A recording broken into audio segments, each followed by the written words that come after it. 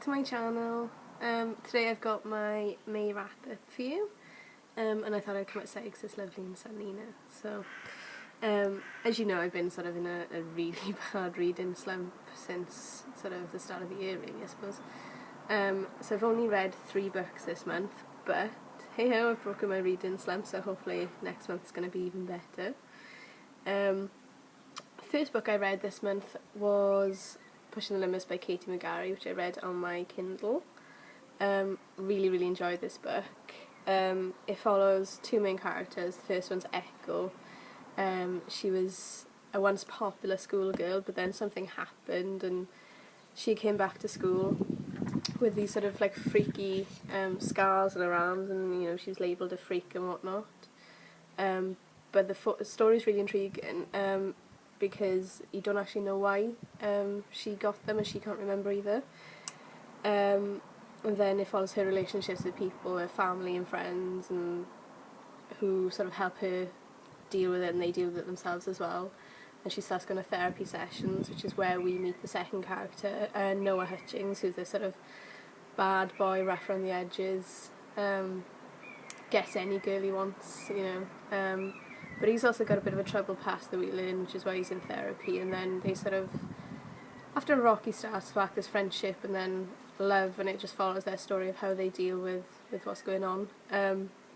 I give it 5 out of 5 stars on Goodreads. It was really good. I really enjoyed it. Like the character development and like the story development between, you know, the characters and the relationships, they were, you know, really well done, and it was really intriguing, and it just kept you wanting to know, like, oh, what's going on. And I really loved the formatting of the book as well. It was really short chapters, sort of going back and forth between each of the main character, sort of like Legend by Marie Lu goes between June and Day's character, but I found that really easy to read, and I read a lot of it in work as well, so short chapters are fantastic for that because I don't get many breaks. So yeah, thumbs up for that, highly recommend that. The second one I read was City of Bones by Cassandra Clare. This is where we follow 15-year-old Clary,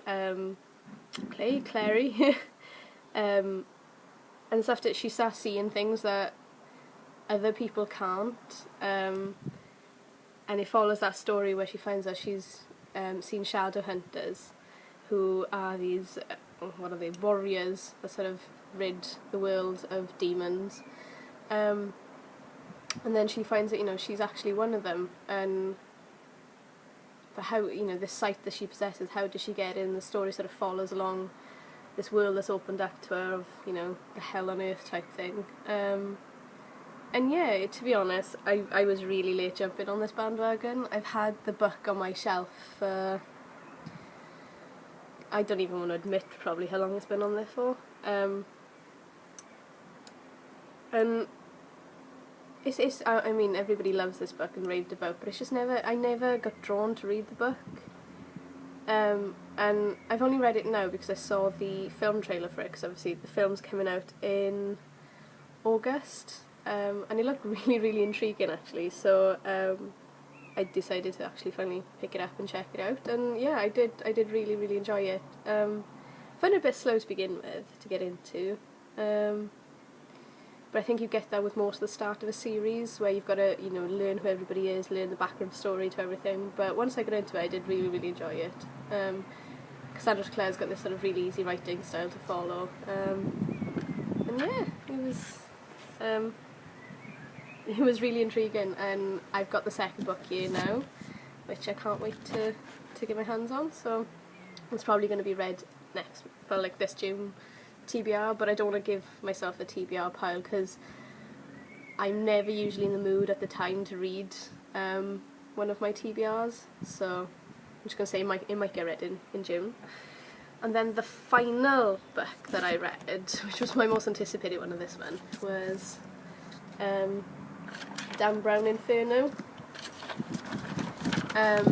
It's an adult book, and as the name suggests, the story centred around the literary masterpiece of Dante's Inferno, and the story sort of follows the adventure through like Italy's finest art and riddles and secrets and architecture, and yeah, it's got futuristic science and things, so it sounded fantastic, and to be honest, I did really enjoy it. But I did have some issues with it.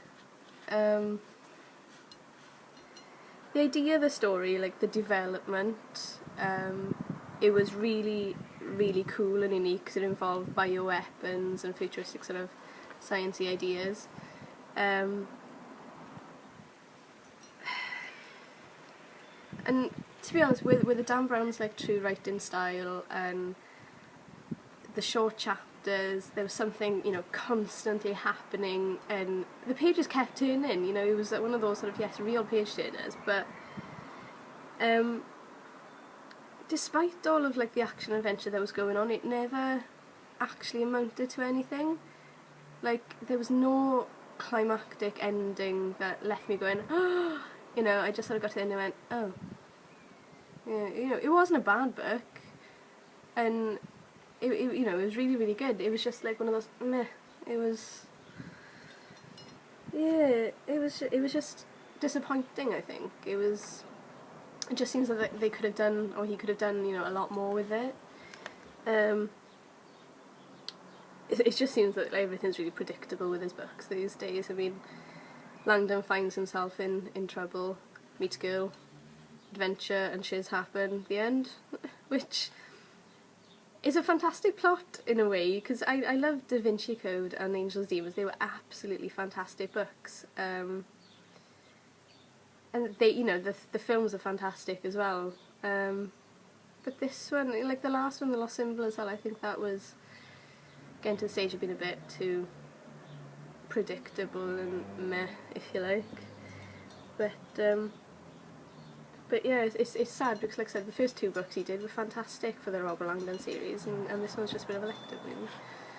But what I do love though is, like, with his books, all of them, anything that's mentioned sort of architecture wise or art or history, that sort of thing, it's all fact, and all the explanations in the book were well researched, and I really enjoyed like the background knowledge of everything and learning about it all, and like Italy's got some fantastic, like this book is set in Italy, it's got some fantastic architecture and art, and I found that really fantastic to learn about. You know, I've heard of Dante's Inferno, but I didn't know, you know, all that it was about, and that Botticelli's masterpiece was, you know, based on Dante's Inferno, and it's also like the 9 realms of hell and the 7 deadly sins and everything. So that I really enjoyed, but the book is quite heavy with sort of the explanation and the factual stuff. So if you're not really interested in sort of art history and things like that, then I think it might take away from the story a bit for you, because it's quite heavily detailed. I mean, it does add to the story. You do need to know like all of the background and stuff, but I think it really does. It would be too much and take it away a bit. So swings and roundabouts, I think. But overall, I would recommend it because it's one of those really easy reads. And I mean, it's quite a chunky book, but it's one of those, like I read in 2 days. I just, one of those really short chapters, page turners. So it's well worth the read. It's just probably not one of his best ones, but I think you find that with a lot of books, don't you, as they get on with the series. So that's just my opinion. I know people have absolutely loved it, but my mother was of the same opinion, going, it was just really good, but it never just mounted. You know, it was one of those, I'll give it 3.5 stars, you know, but not quite enough to tip it over and going, oh, okay. So that was my May wrap up. So 3 books in total, so I'm quite chuffed I've broken my sort of reading slump a little bit. So I'm just going to tag on now is my weekend reads, Friday reads / possible June TBR type thing.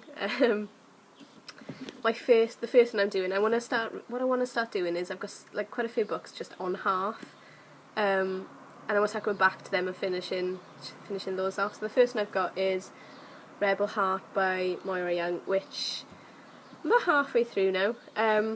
You'll have seen that in my previous video that I mentioned when I had a snow day on work. I just, with everything that happened, I just never got round to finishing it and going back to it. So I'm I'm trying to do that with some books now. Another one is Labyrinth by Kate Moss, which I have mentioned in one of my previous videos. I just don't know what I've done with it. I've put it down somewhere and I can't remember where.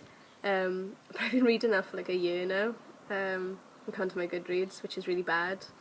But halfway through that as well. So I'm hoping to get around to finishing that soon.